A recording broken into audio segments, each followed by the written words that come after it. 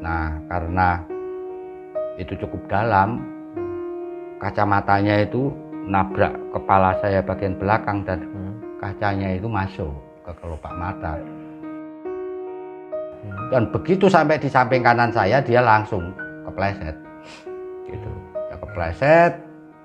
Sampai sekarang saya nggak bisa melepaskan ingatan saya bagaimana tubuhnya itu seperti lemes, nggak bertulang, kayak penari itu loh, mengikuti alur itu, sut, prok.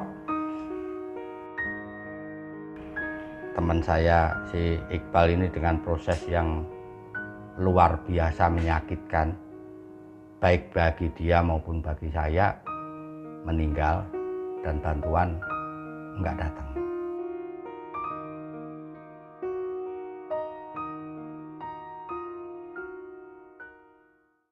Selama 4 hari itu Pak Alex menunggui Mas Iqbal itu dialog apa yang Pak Alex lakuin? Itu kalau diceritakan mungkin menjadi satu buku sendiri, Mas, karena saking banyaknya. Jadi itu ada dialog yang sifatnya spiritual, ada yang sifatnya romantis, ada sifatnya herois, ada. Itu banyak sekali. Tapi kira-kira yang paling berkesan atau yang paling melekat dalam ingatan Pak Alex itu apa?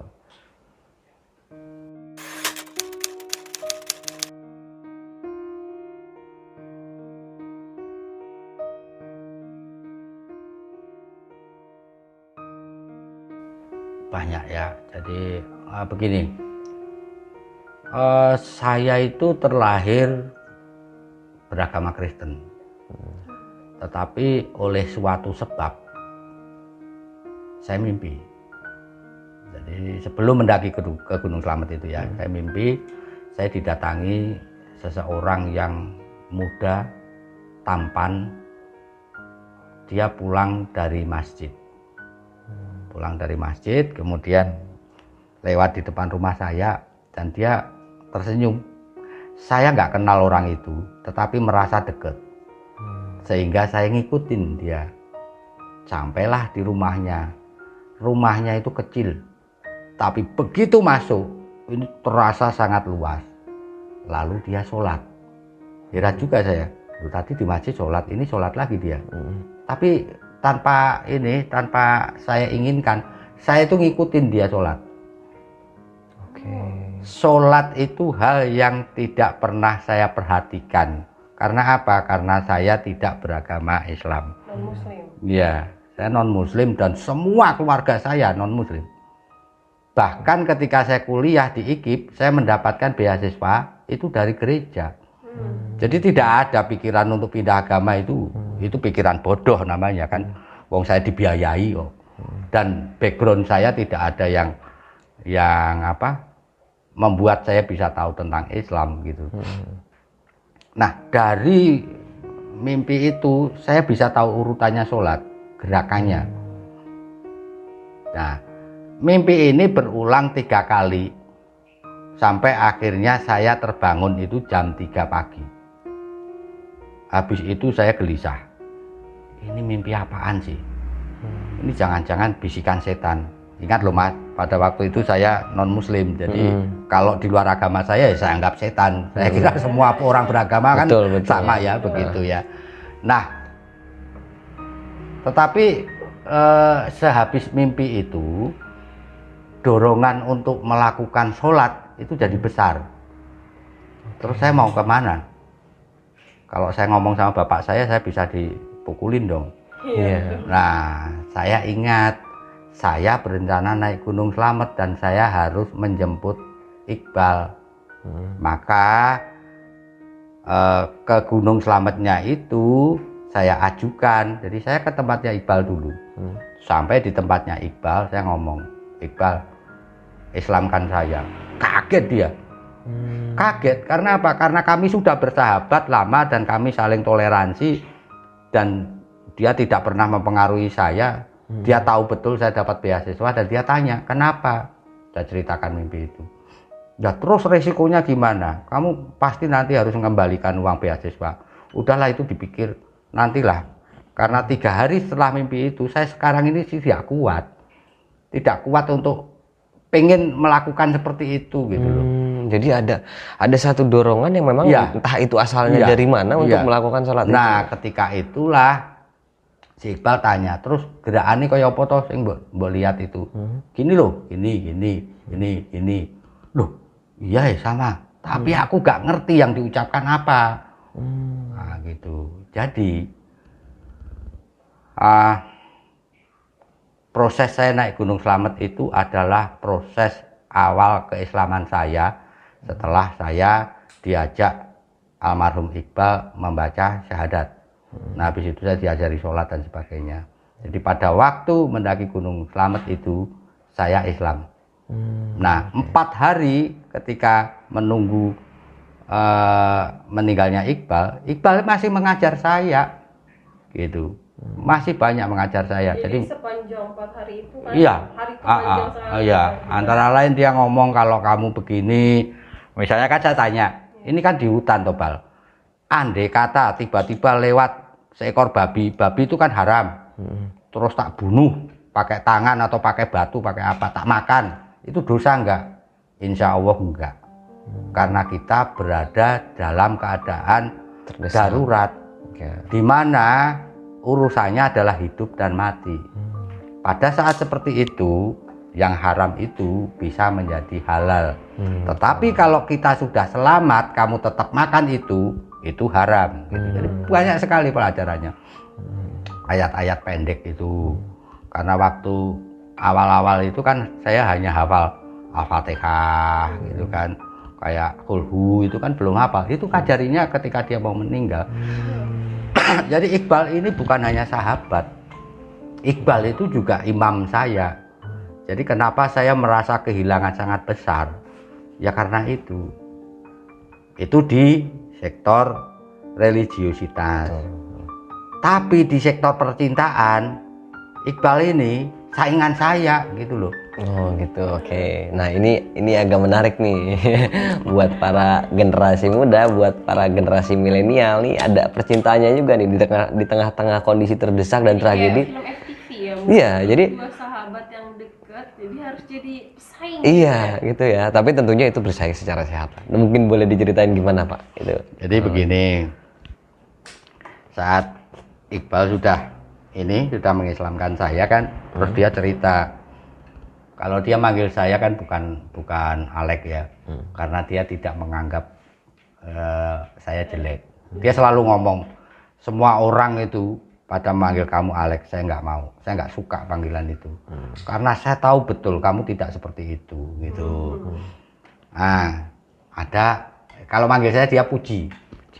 Ada berita gembira Ji, kamu sekarang nggak bisa mengolok-olok aku sebagai jomblo lagi. Oh ya, siapa itu cewek yang beruntung itu? Dia bilang namanya ini. Kagetlah saya. Masalahnya itu si cewek itu sudah saya tembak sebelumnya dan bilang iya gitu loh. Oke, jadi si perempuan yang dimaksud Iqbal ini adalah pacarnya Pak Alex sendiri gitu ya. Tapi karena background si cewek ini adalah seorang yang ini agamis, maka pacarannya nggak bisa kayak sekarang. Artinya kalau saya sudah pegang tangannya dan mencium pipinya, itu sudah pasti ya gitu loh. Meskipun jawabannya tidak setegas jawaban dari cewek-cewek zaman sekarang kalau ditembak. Gitu. Jawabannya itu kira-kira ya saya akan berusaha bisa menerima kamu. Karena apa? Karena dia juga tahu saya pemabuk. Dia juga tahu pada waktu saya menyatakan cinta kan saya masih beragama beda sama dia. Gitu. Tapi saya jamin bahwa saya tidak menjadi Islam hanya karena cewek ini.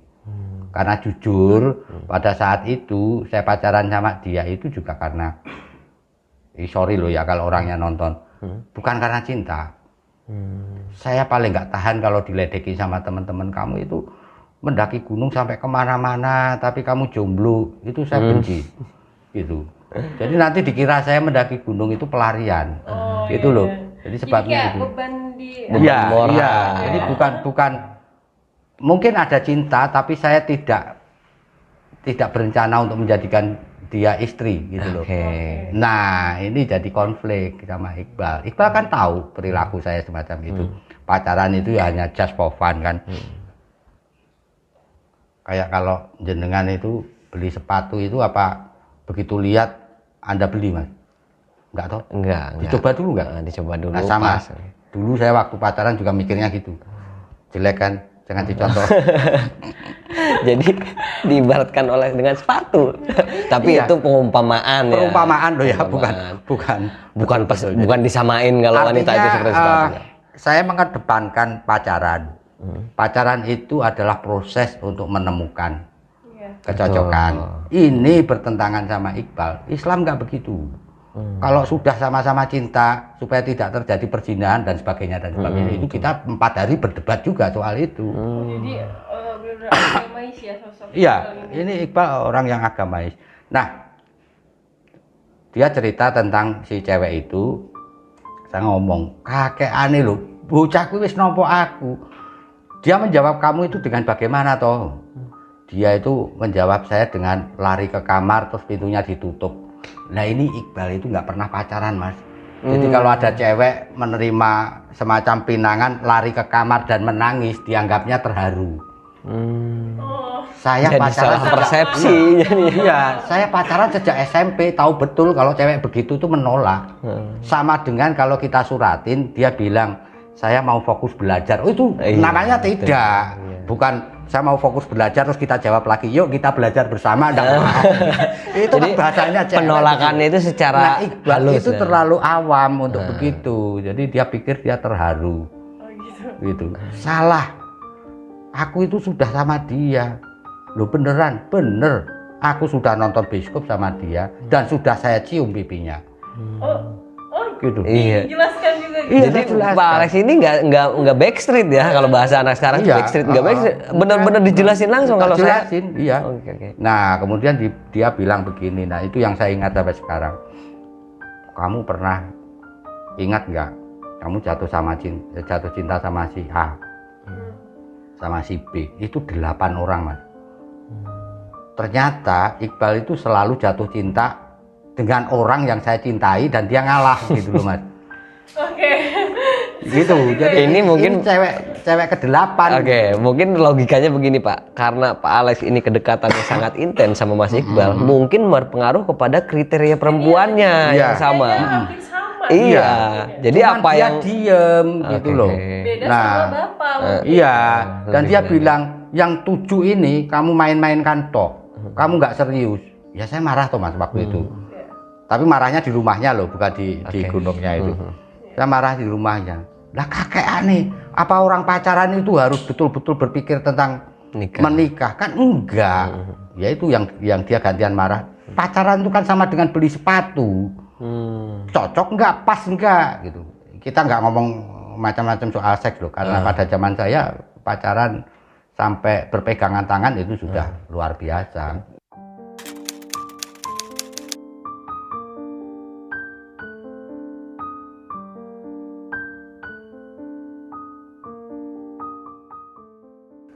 Akhirnya dia minta waktu kita belum berangkat ke Slamet ya, dia minta supaya yang ini kamu harus beneran, karena saya juga mencintainya. Nah, dia berencana mendaki Slamet nanti dia akan ambil Edelweiss. Iqbal itu orang yang nggak pernah ambil Edelweiss. Pada zaman itu Mas, Edelweiss itu nggak kayak sekarang. Edelweiss itu apa ya, betul-betul lambang kegagahan pendaki di situ gitu loh. Kalau kita bilang pernah ke Lawu, orang akan bertanya mana Edelweiss ungu. Kalau kita ke Sumbing, mana Edelweiss yang warnanya kuning. Kalau kita hanya bisa menunjukkan Edelweiss warna putih, kita akan dibilang kamu ke Sindoro bukan ke Sumbing. Kita hafal gitu loh. Ini Edelweiss-nya kayak apa itu kita sampai hafal. Dan itu nggak ada larangan. Wong saya kadang ngambil kembang itu, sekali lagi jangan dicontoh. Bukan saya ambil tangkainya, sak pohonnya itu saya Sama akar-akarnya diambil. iya, saya taruh di ruang tamu, di pot. Kalau zaman itu bagus. Kalau sekarang penjara Mas. Iya, karena Iya, sekarang itu karena Edelweiss sudah langka. berubah status menjadi tumbuhan yang dilindungi Iya, ya. iya, Jadi kalau sekarang nggak nggak boleh. bisa, ya.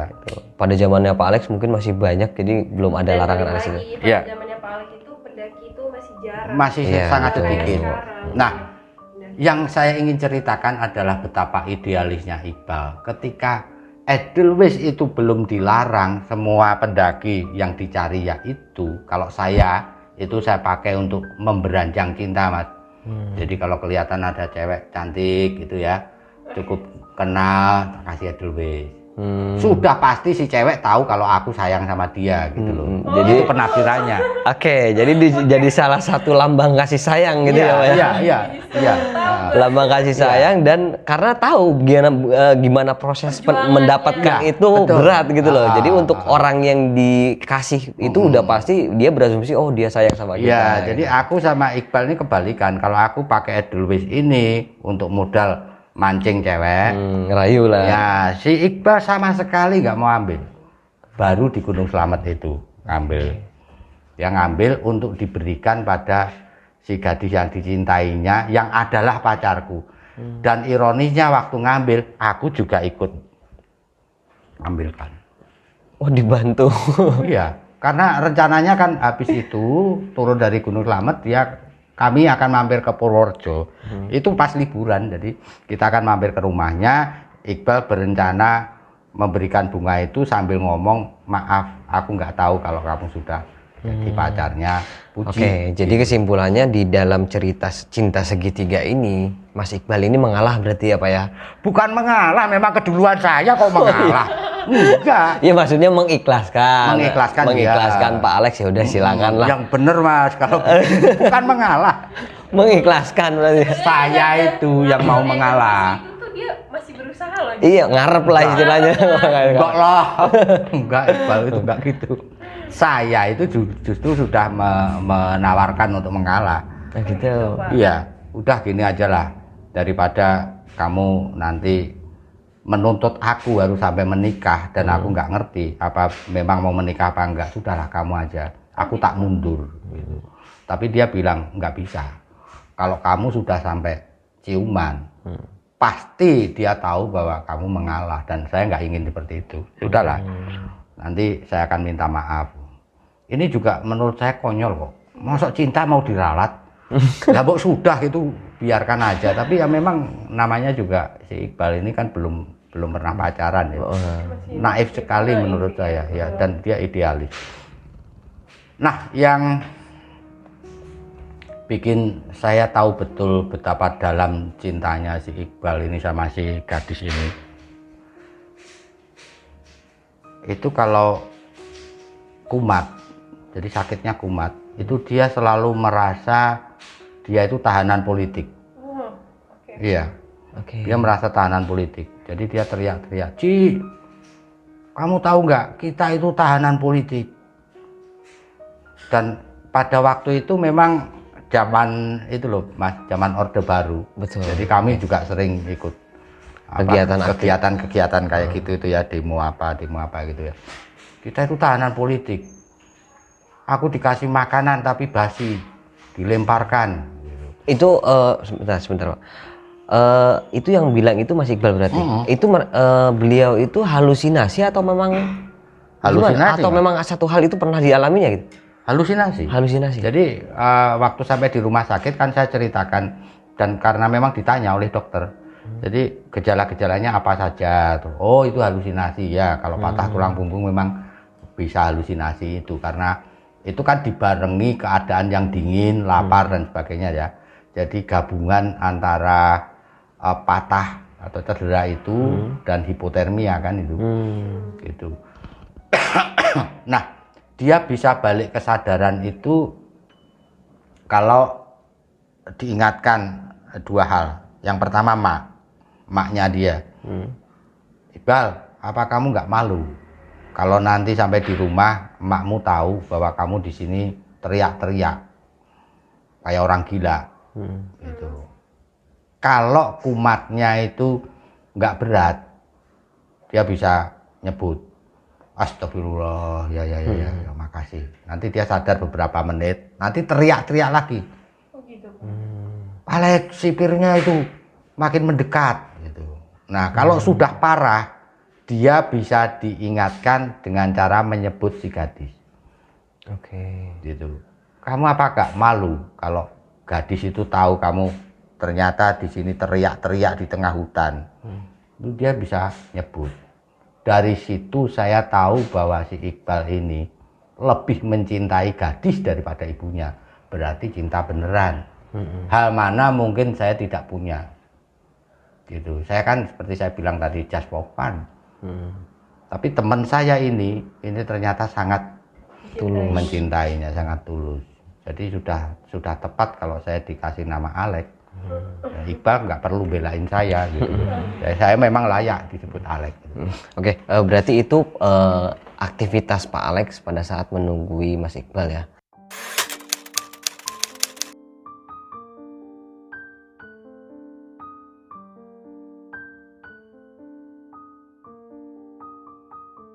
Ya, Mohon maaf sebelumnya, boleh nanti Pak Alex kalau sekiranya memang nggak perlu dijawab ya. Jadi hari terakhir Pak Alex nungguin Mas Iqbal itu gimana Pak? Atau proses meninggalnya Mas Iqbal itu seperti apa?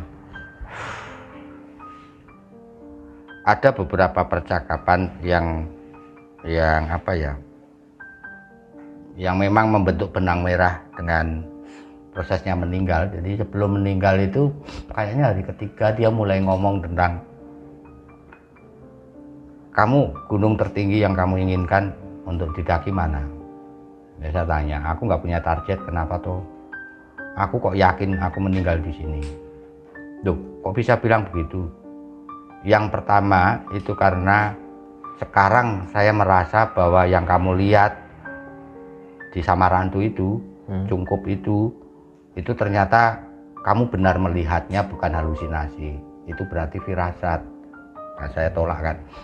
Loh, kalau memang itu firasat bahwa akan ada 2 orang yang mati, kenapa bukan yang mati aku atau Gagah?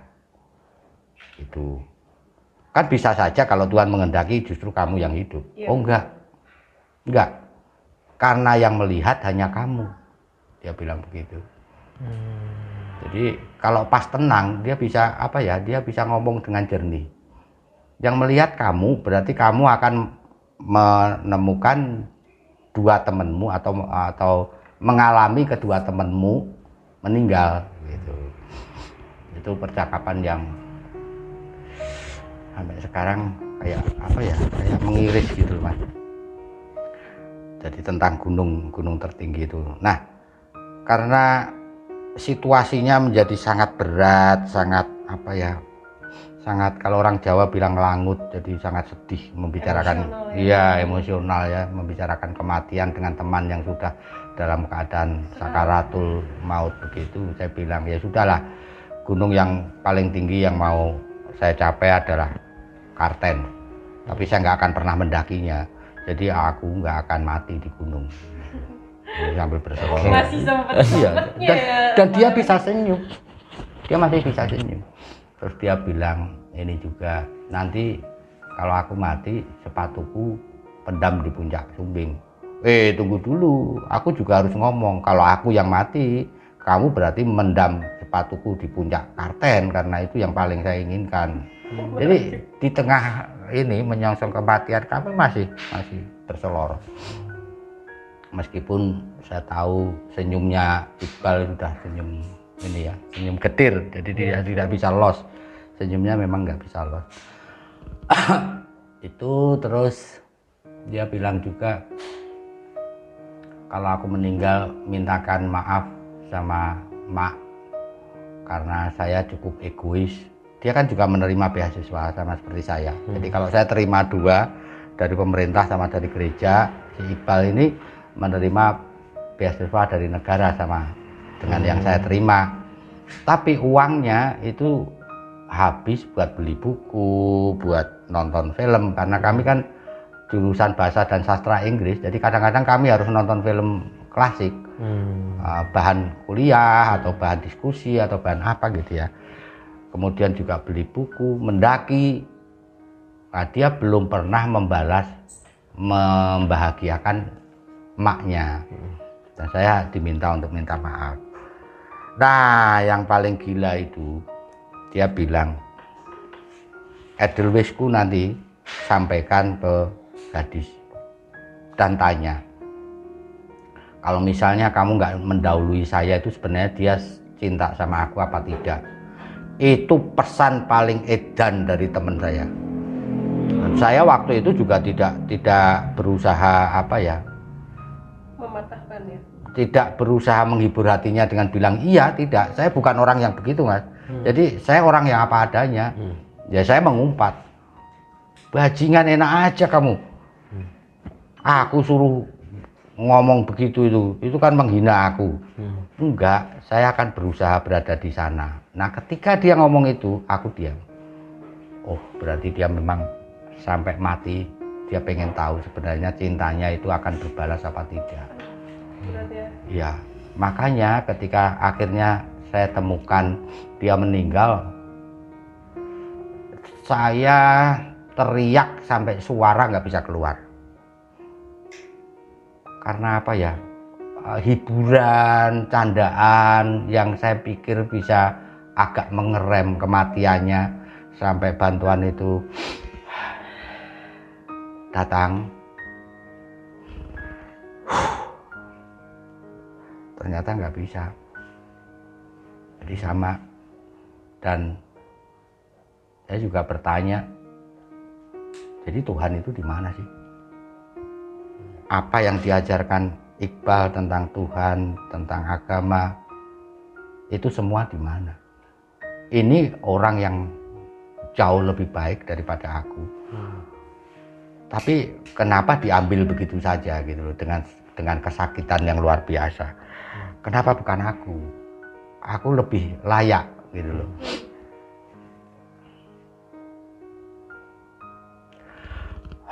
Tapi kalau momen yang paling yang paling mix antara ya takut, ya bingung sebelum kematian Iqbal itu ketika kami harus berhadapan sama harimau. Harimau, Pak? Ya, harimau Jawa. Pada saat itu sebenarnya harimau Jawa itu dinyatakan sudah punah sih. Sudah nggak bisa ditemui, tapi faktanya kami ketemu. Cuman ini harimau beneran atau bukan ya, kalau sudah sampai ke situ ya saya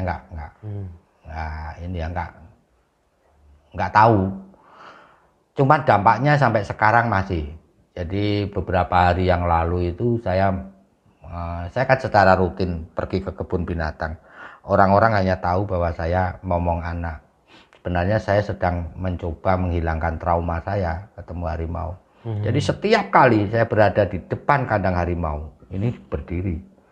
Karena apa? Karena saya pernah berhadapan dengan dia tapi tidak ada kacanya. Oke, secara liar. Iya, di hutan dan tidak ada dinding yang memisahkan kami. Dan dia mengaum berjalan ke arah kami dan dia tidak takut sama sekali sama api unggun. Api unggunnya besar loh, Mas. Karena saya buat api unggun itu bukan dari ranting, tapi dari kayu-kayu kering, jadi utuh gitu. Saya seret, saya bikin supaya ini tetap jadi bara, gitu loh. Okay. Itu satu-satunya cara untuk bikin api unggun itu tetap menyala, karena koreknya kan sudah basah, gitu. Nah, kalau kita nonton film-film tentang survival yang bikin api dengan kayu, itu kan entertainment. Saya coba sampai tangan saya lecet juga nggak bisa. Itu cuma anget aja. Nggak bisa itu. Ya caranya ya seperti itu. Ketika api masih bisa, ya sudah itu dipertahankan. Harus dalam bentuk bara, nanti ditambahin sama daun, sama ranting, nah itu menyala lagi. Belakangan baru saya temukan bahwa botol yang lama itu kan ini ada cerukannya. Nah kalau itu diisi air, ini bisa menggantikan loop lensa, kaca pembesar ya? Iya, kaca pembesar. Jadi itu bisa dibuat sebenarnya dari botol yang ininya Cekungannya. ini, ada cekungannya itu. Kalau sekarang ini banyak yang rata, tapi kalau dulu ada cekungannya. Tapi saya taunya itu setelah habis dari Gunung Slamet dan berkali-kali lagi tersesat di gunung, karena memang zaman itu kalau mau mendaki memang harus banyak rintisan gitu. Terus bisa juga dari plastik. Ini plastik toh, ini air hujan. Nah ini, tapi ini lebih lama lagi untuk bikin ini, bikin api. Tapi ini harus betul-betul dijaga jaraknya ya. Harus konstan. Tapi itu tidak saya anjurkan sama teman-teman, kecuali memang tidak ada korek. Nah itu pengetahuan itu bisa dipakai. Tapi kalau teman-teman mau mendaki, mending kalau korek itu ya di serepi pakai pemantik itu loh. Itu di toko-toko outdoor banyak itu. Apa namanya, fire starter Nah, fire starter yang digesekkan itu. Nah, itu kan juga nggak mahal. Ya, itu yang terjadi 4 hari saya menunggu teman. Saya boleh ambil tisu dulu ya. Boleh silakan.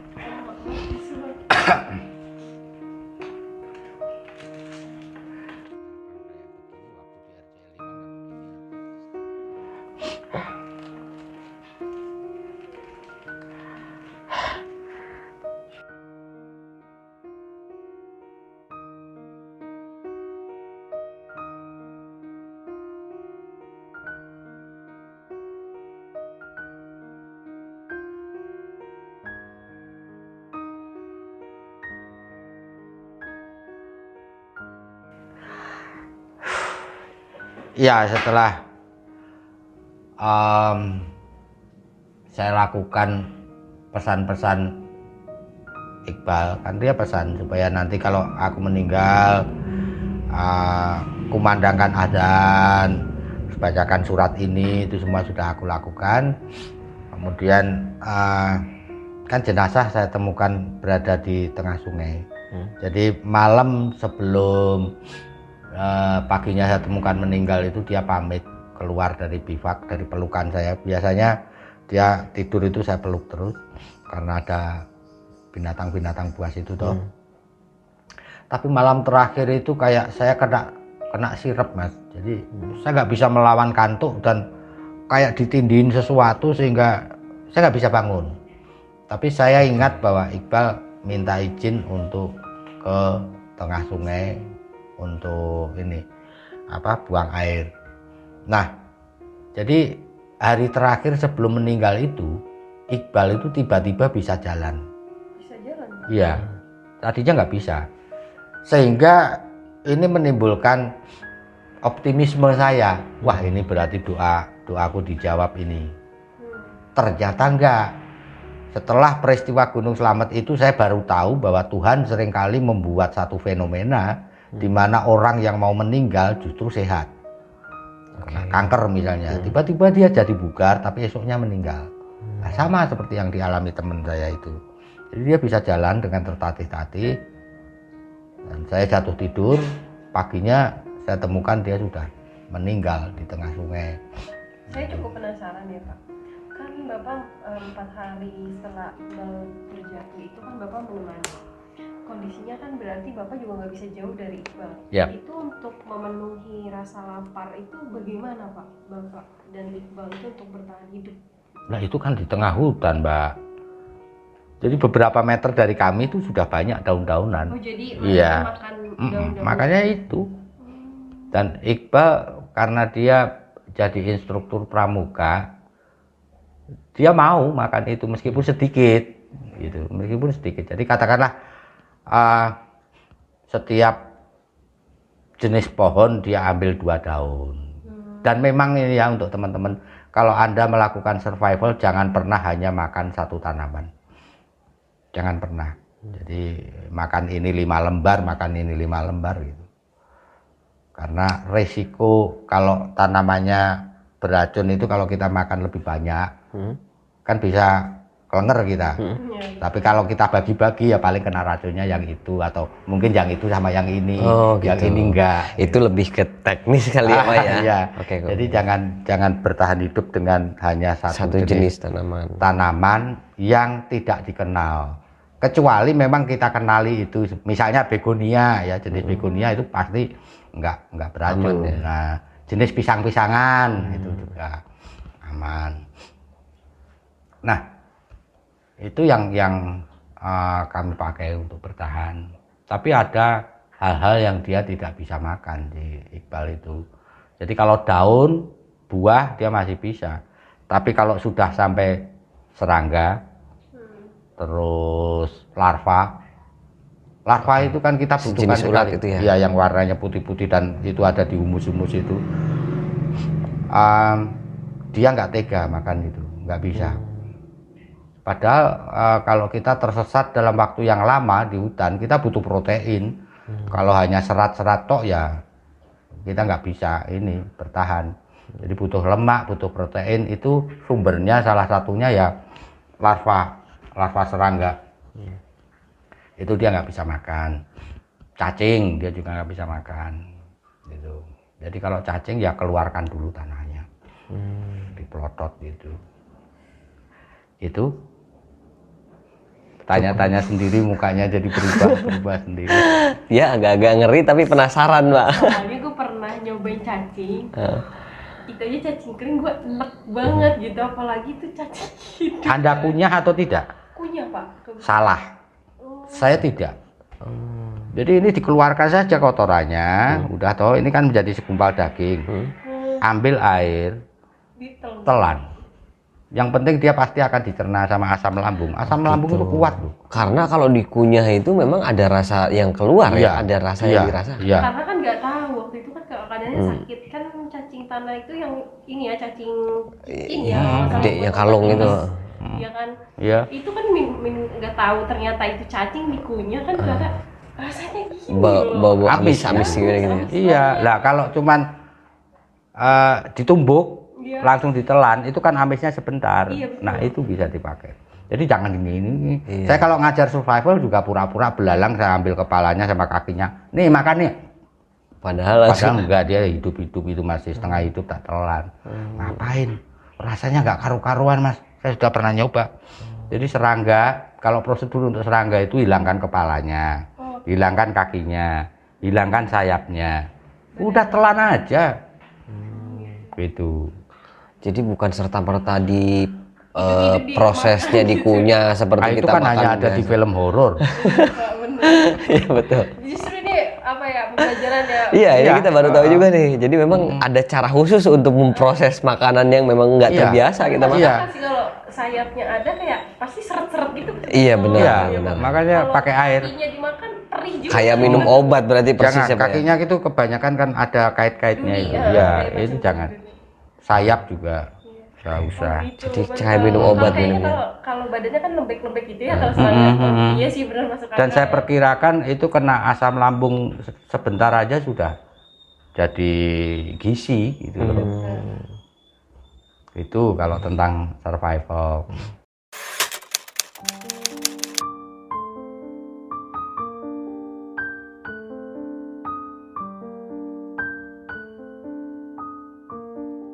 Ya, setelah turun itu meninggalkan jenazah itu, saya sampai di Curug Minger karena memang lokasi jatuhnya itu Iqbal itu berada di atas Curug Minger. Nah, jangan coba-coba browsing tentang Curug Minger Kenapa? karena tidak akan muncul. Oh. Curug Minger itu yang tahu kan hanya paranormal, kemudian warga setempat yang sudah tua. Gitu. Jadi anak muda di Bambangan pun saya kira nggak tahu itu Curug Minger. Gitu. Karena sampai sekarang Curug Minger itu tetap belum Temukan. dieksplor. Jadi Tapi sebentar Pak, maaf saya potong. Curug Minger itu memang benar kondisi pembentukan alam atau memang di luar dari alam manusia? memang asli alam. Jadi kenapa disebut Minger? Karena begini. Minger itu kan menggok. Jadi bentuknya begini. Jadi ini sungai, terus ini belok. Pas air terjunnya itu pas belok. Oh, oke. Itu disebut Curug Minger begitu. Jadi nggak lurus dari pangkalnya gitu ya? Ya, jadi tidak ini air terjun terus ini sungainya ke sana, tidak. Jadi ini terus dia belok langsung. Oh, oke. Itu disebut Curug Minger. Nah, yang sampai sekarang saya nggak paham adalah bagaimana cara saya menuruni itu, sehingga saya sempat terpikir kalau memang harus dilakukan hipnoterapi, saya siap. Tapi dulu nggak siap. Jadi saya kan juga pernah setelah ini peristiwa Gunung Slamet ini kan saya juga ikut kursus hipnotis, hipnoterapi.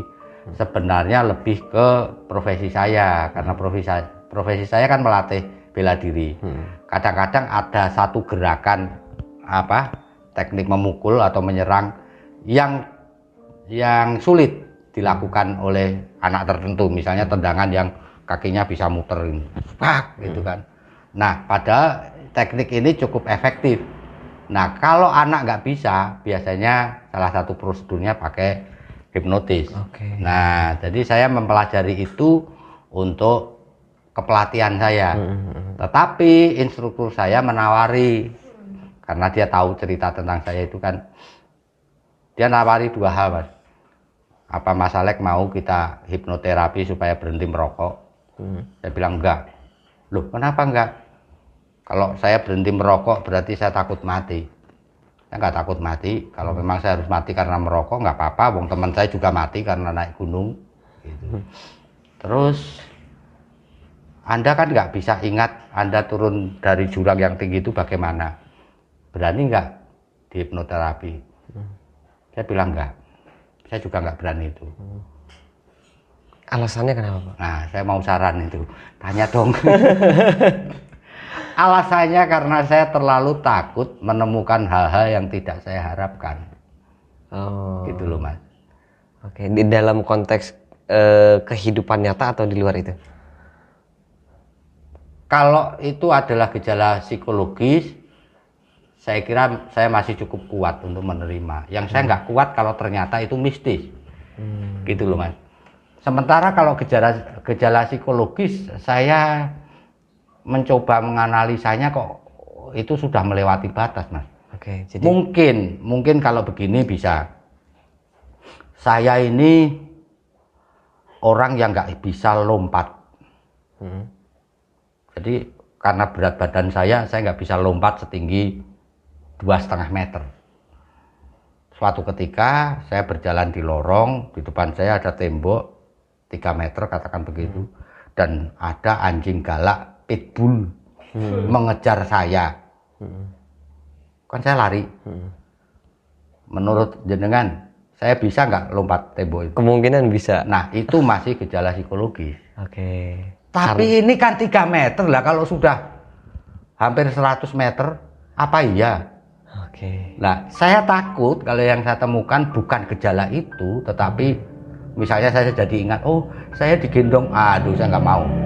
Oke. Bukan takut horornya, tapi fakta bahwa ternyata saya dibantu oleh makhluk lain yang selama ini saya jaga betul supaya tidak saling bersinggungan terlalu jauh. Apalagi sampai berhutang budi lah katakan sampai gitu. Berhutang budi itu saya nggak bisa bayangin akibatnya, karena bisa saja setelah itu mereka muncul, kamu sudah saya tolong, sekarang kamu harus begini, gitu. Jadi saya takut itu dulunya, tapi ternyata setelah saya sering cerita, saya sekarang siap. Andai kata pun ternyata saya digendong sama penduduk gaib jumlahnya 100 dan mereka menagih, saya akan jawab sekarang, emangnya aku pernah minta tolong? Oke. Itu kalau sekarang, tapi kalau kemarin-kemarin nggak siap, nggak berani. Tapi kalau sekarang saya nggak. Oke, kembali ke pada saat Pak Alex itu menemui jurang Curug Minger itu lepas kesadaran dari situ berarti posisi masih di atas. Maksudnya gimana? Pak Alex itu kan sadar setelah gimana caranya bisa turun itu kan berarti di bawah posisinya. Iya. Ya kan berarti kan lepas di kesadaran atas. itu masih di atas ya. Di atas. Jadi di atas aku lihat ini jurang tinggi banget, gimana caranya turun? Udah blank. Saya nggak ingat apa yang saya lakukan. Tapi saya ingat saya ada di bawah lanjutannya itu. Oh, berarti proses antara turun dari atas ke Iya, bawahnya itu nggak hanya turunnya yang saya nggak ingat. Oke, setelah itu apa yang Pak Alex lakuin? Karena kalau di bawah itu kan, ketika di bawah kan akhirnya saya melihat ke atas dan saya begini. Nah, akhirnya aku bisa nurun kamu. Nah, perilaku begini ini, menunjuk ini memang apa ya? Dulu selalu saya lakukan. Jadi misalnya saya lewat gunung mana di sebuah kota, saya akan tunjuk, awas, suatu ketika aku ke situ. Jadi teman-teman bilang saya orangnya aneh, gitu, kayak sudah kesetanan. Ya mungkin karena itu saya disebut setan gunung. Ya, terus turun dari tempat itu saya masuk kawasan harimau. Tapi harimaunya bukan harimau Jawa, macan kumbang. Makanya saya lukis itu. Tapi kalau yang di belakang Anda itu, ini terjadinya di Raung. Tapi situasinya mirip seperti itu. Cuman kalau di Slamet dia di atas pohon. Tadinya saya berpikir bahwa harimau kumbang itu kalau berburu, juga macan tutul itu kan soliter sendirian. Gitu. Ternyata tidak, di Gunung Slamet mereka berburunya berkelompok. Jadi ada ini ya, ada yang mengejar-ngejar di atas, nanti si monyet yang panik ini akan jatuh. Lah yang jatuh itu diterkam yang di bawah. Saya banyak belajar dari fenomena ini. Jadi ternyata yang diincar harimau-harimau ini adalah monyet-monyet yang tua atau sakit. Jadi kalau ada anak monyet jatuh ya nggak dimakan sama gitu. Sama mereka. Jadi ada kriteria khusus ya untuk makanan mereka. Iya, dan yang lebih aneh lagi, salah satu dari harimau itu jelas-jelas melihat saya, juga tidak dimakan. Jadi dari sini saya belajar bahwa saya berada pada dua peradaban, yaitu peradaban kota yang saya tinggalkan, kemudian saya masuk ke peradaban hutan. Di kota saya mendapat indoktrinasi bahwa manusia adalah makhluk yang beradab, paling beradab. Tapi saya temukan bahwa hutan itu lebih bijaksana, lebih punya etika, lebih punya lebih tahu bagaimana menjaga kelestarian mereka.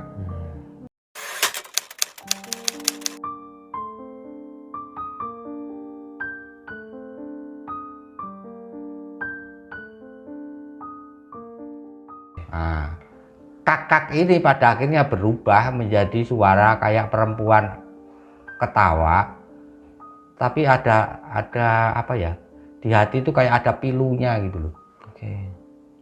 Nah, kemudian saya dibawa ke satu desa yang primitif.